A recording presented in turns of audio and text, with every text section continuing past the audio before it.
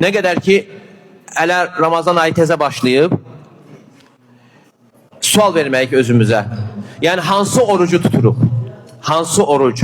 Keçərli oruc, yoxsa o oruc ki, insanı tərbiyələndirir? Həqiqi oruc. O üzərində mükafatların hasil olduğu oruc. İnsan əvvəldən sual verməlidir. Əgər istəyirsə ki, o bağışlanmalar hasil olsun, mükafatlar hasil olsun, onda orucu gerçəkləşdirməlidir. Necə ki, Peyğəmbərimiz sallallahu aleyhi və səlləm buyurur ki, Mən ləm yədə' qavləz-zur vəl-əmələ bihi fəleysə lillahi həcətun fi ən yədə'ə ta'amə və şərabə. Əgər insan yalan sözü, yalana əməl etməyi və cahilliyi tərk etməzsə, Allah Teala'nın o insanın yeməyini və içməyini tərk etməsinə ehtiyacı yoxdur.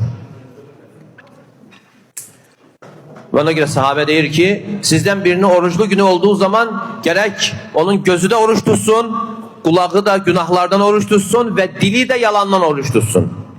Yəni, oruç sadəcə yemək və içməkdən ibarət olsaydı nə asan bir iş olardı.